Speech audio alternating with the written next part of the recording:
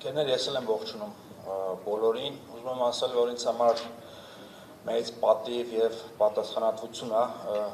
դառնալ ձեզնից մեկը եւ մասնակից լինել են կարեւոր գործին, որ բոլորս իրար ձեռնարկել ենք։ Նախ եւ առաջ կարծում եմ անհրաժեշտ է բացատրել, թե ինչի համար ենք մենք գտնվում այստեղ եւ ընդհանրապես ինչի համար ենք մասնակցում ընտրություններին։ Բացատրությունը իրականում շատ պարզ է, մեր համոզմամբ Հայաստանի քաղաքական համակարգը շարժվում է սխալ ուղղությամբ եւ մենք փորձում ենք շտկել այդ սխալ ընթացքը։ Ամիսներ շարունակ մենք բացատրում էինք եւ հիմնավորում, որ Նիկոլ Փաշինյանին եւ հակապետական տարերին իշխանությունից հնարավոր է հեռացնել միայն ընդդիմության միավորման եւ մեկ միասնական ցուցակի ձևավորման միջոցով։ Հավակնոտ, բայց արդյունավետ այս ծրագիրը ինչ-ինչ պատճառներով կյանքի չկոչվեց, ավելի շուտ պատճառները պարզ են։ Քաղաքական ուժերի սխալ հաշվարկները, էգոիզմը, ագահությունը եւ վարչապետական մոլերանտ մրցավազքին մասնակցելու բարդույթը։ Մենք տեսնում ենք մարդիկ, որոնք պատրաստ են ամեն ինչի, որ ընդամենը մի քանի վայրկյան անունների կողքը գրվի վարչապետի թեկնածու։ Այդպիսի մարդիկ էլ ենք տեսնում։ Ինչևից է, այլասերված այս իրականությունը ձևախեղում է մեր ազգի առջև ծառացած մարտահրավերների կարևորության ընկալումը։ Այսինքն հունիսի 7-ի ընտրությունները դառնում են սովորական մի երևույթ, այնքան սովորական, որքան մեր պատմության բոլոր նախագահական եւ խորհրդարանական ընտրություններն էին։ Իսկ մենք ուզում ենք հիշեցնել, որ սրանք սովորական ընտրություններ լինել չեն կարող։ Սա ինձ թվում է կարևոր արձանագրումն է, որ մենք պետք է անենք։ Սրանք սովորական ընտրություններ չեն եւ չեն կարող լինել։ Հիմա կբացատրեմ թե ինչի։ Բայց մինչ այդ այնուամենայնիվ ուզում եմ հիշեցնել, որ մենք չենք այրում կամուրջները մեր ընդդիմադիր գործընկերների հետ, ունենալով այն համոզմունքը, որ փոփոխություններ բերելու հրամայականը մեզ ինչ-որ մի օր, ինչ-որ մի պահի նստեցնելու է նույն սեղանի առջև։ Բայց նաև ուզում ենք հիշեցնել, որ այս ընտրությունները չեն կարող լինել միայն 10,000 դրամով բարձրացված թոշակների,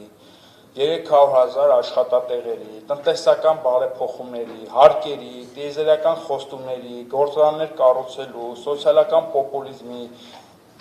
դեմագոգիայի մասին։ Այս ամենը մենք արդեն տեսել ենք տասնամյակներ շարունակ, տեսել ենք ընտրություններից առաջ ժողովրդին բաժանվող բրինձ, մուրաբաներ, 10,000 դրամ ընտրակաշառք, լսել ենք խոստումներ Հայաստանը սիլիկոնյան հովիտ, ՏՏ համաշխարհային կենտրոն, Չոր նավահանգիստ դարձնելու մասին։ Ամեն ինչ տեսել ենք ու լսել, բայց հիմա ինձ թվում է կանգ առնելու եւ սթափվելու ժամանակն է եւ մեր երիտասարդությունն էլ պետք է վերջապես ամպերից իջնի, հասկանալով, որ մենք Ֆինլանդիայում կամ էլ Գերմանիայում չենք ապրում, մենք Արևմտյան Եվրոպայի խաղաղ, անհոգ եւ անդարտ երկրներից չենք ու չենք էլ կարող լինել եւ միգուցե ոչ էլ պետք է։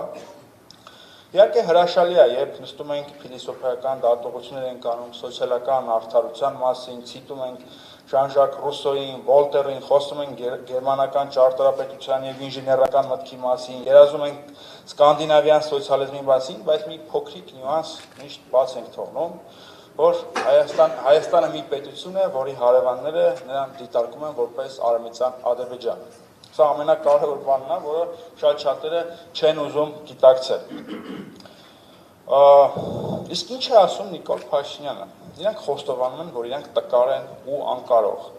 հարիվ են ու թույլ։ Ժամանակին իբրև թե սխալ հայրենասիրություն են դավանել,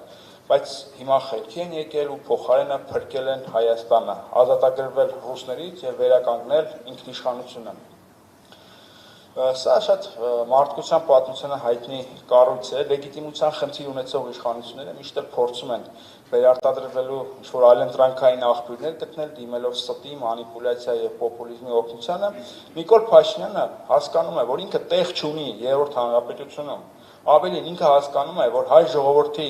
վերջին 150 տարիների համատեքստում ինքը մերժելի եւ դատապարտելի կերպար է։ Այդ իսկ պատճառով նա ոչ միայն պատմությունն է խմբագրում, այլ նաև այն հարմարեցնում է իր շահերին։ Նա կերտում է նոր Հայաստան, գրում են նոր պատմություն, որտեղ իր տեսակը կլինի լեգիտիմ եւ ընդունելի։ Նաև իր հետ տանում է ժողովրդի մի զգալի մասին, պոպուլիզմի դիրքերից մարդկանց գլխների մեջ ներարկելով ազատության օփյումը, թույնը։ Մարդկանց խոստանում է մի իրականություն, որտեղ իրենք ազատագրված կլինեն բոլոր տեսակի հոգսերից, պարտավորություններից, բարոյական կոդեքսներից եւ հեղինակություններից։ Փաշինյանական մշակութային այս հեղափոխության համար ամենահեշտ թիրախը թերևս Ռուսաստանն է։ Իշխանական պրոպագանդան Ռուսաստանից մի մահաբեր հրեշ է կերտել, որը իբրև թե հանձնել է Արցախը, ամեն պահ փորձում է ոչնչացնել Հայաստանը, ուզում է կործանել նրա անկախությունն ու ինքնիշխանությունը եւ մտցնել միութենական պետություն։ Իդեպ հակառուսական այս քաղաքականության ճանապարհին Նիկոլ Փաշինյանը ապավինելով երրորդ կողմի կեղծ խոստումներին նպաստեց Արցախի հայաթափմանը եւ ոչնչացմանը։ Իսկ հիմա նորից այդ երրորդ կողմի անտեսանելի միջամտությամբ նա պատերազմ է հայտարարել Հայաստանի երրորդ հանրապետությանը, հայ առաքելական եկեղեցուն, ինքնությանը, արժեքներին եւ մշակութային միջավայրին։ Ցավոք սրտի հակառուսականության այս աղանդը ամուր բույն է դրել մեր երկրում եւ շատ մարդիկ պատրաստ են նույնիսկ Հայաստանի ապագան դնել զոհասեղանին, միայն թե այդ չար ռուսներին հեռացնեն Հայաստանից։ ԿՊԱ-ականները ժողովրդին կեղծ խոստումներ են տալիս խաղաղության, լավ ապրելու, ինքնիշխանության, ԵՄ անդամ դառնալու, ԱՄՆ-ի հետ ռազմավարական դաշինք կնքելու մասին, բայց իրականում նրանք բացում են զորյանական ձևակերպմամբ հայոց բերդի դարպասները թուրքական փափուկ ուժի եւ մշակութային էքսպանսիայի առջեւ։ Թուրքերն ու ադրբեջանցիները հաղթելով հայերին ռազմաճակատում հիմա էլ փորձում են նրանց ծնկի բերել կեղծ խաղաղության։ Շատերիդ մոտ իհարկե կարող է հարց առաջանալ, թե ինչպես է սա հնարավոր։ Փափուկ ուժի ներգործությամբ եւ ԿՊԱ-ականների շուրթերով մեզ համոզում են, թե մենք վերջին 150-200 տարիներին սխալ ենք ապրել։ Իրականում չպետք է ապստամբեինք Օսմանյան կայսրության դեմ, որպես հավատարիմ միլետ չպետք է դավաճանեինք թուրքերին, անցնելով ռուսների կողմը։ Մեզ համոզում են, որ մենք ենք մեղավոր, որ ցեղասպանվել ենք։ Մեզ բացատրում են, որ Ղարաբաղյան շարժումը սխալմունք էր, հրահրված ԿԳԲ-ի կողմից եւ այլն։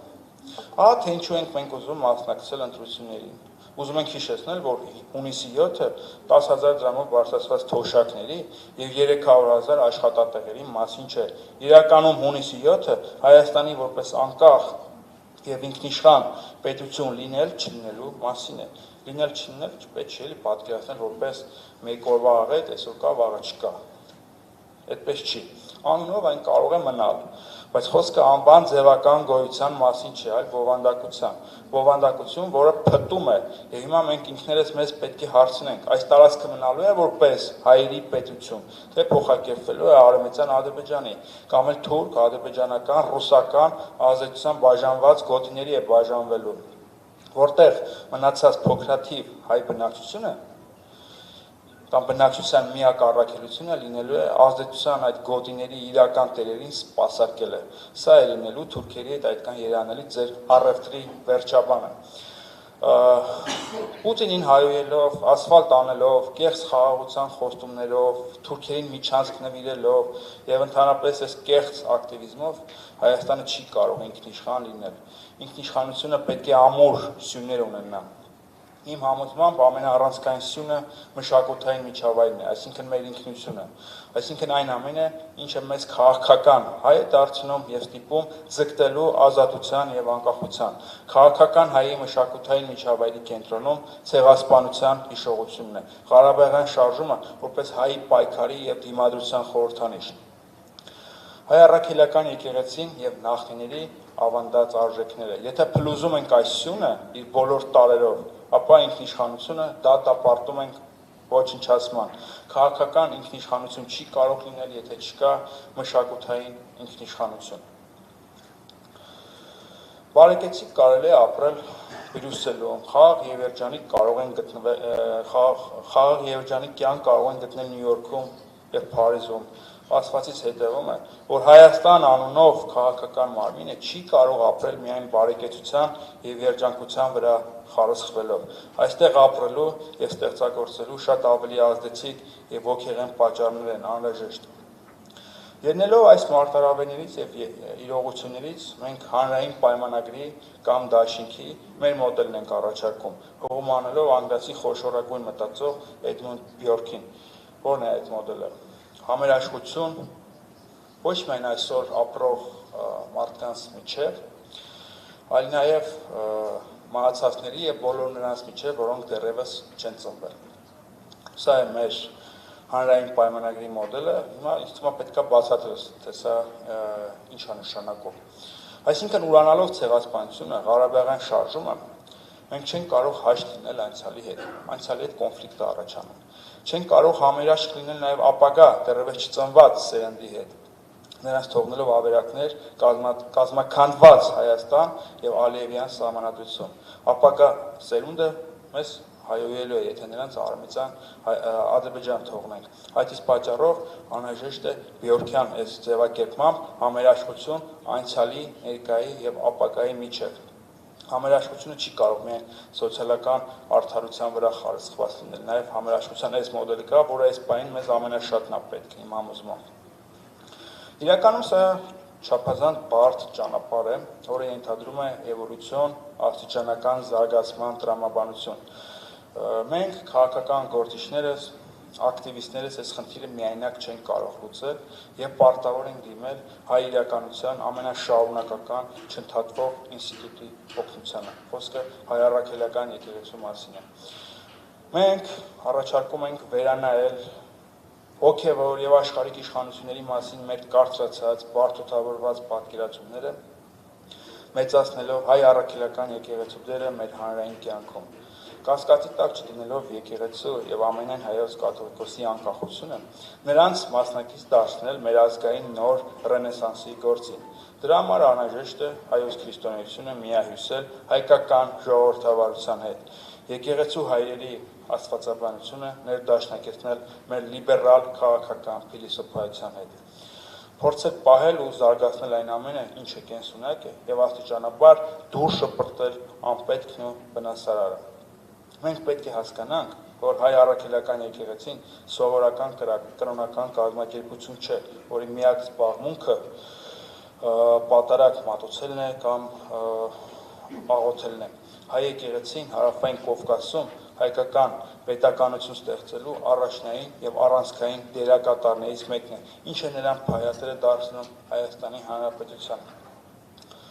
Ես այսպես եմ պատկերացնում մեր ընթացքը, իսկ ժողովրդին էլ առաջարկում եմ պայքար եւ տքնաջան աշխատանք այդ ազատության կեղծ օփիմի փոխարեն։ Ուրացումը, դավաճանությունը, երեսպաշտությունը, միայն օրվա հացով ապրելը, ազգային խրախճանքներով եւ փառատոներով փոխարինելը ոչ խաղաղություն է բերելու եւ ոչ էլ բարեկեցություն։ Ազգային ռենեսանս լինելու է, հայ ժողովրդի ստորացման այս ամոթալի էջը փակվելու է, ռեմոնտադան հնարավոր է։ Շնորհակալ եմ։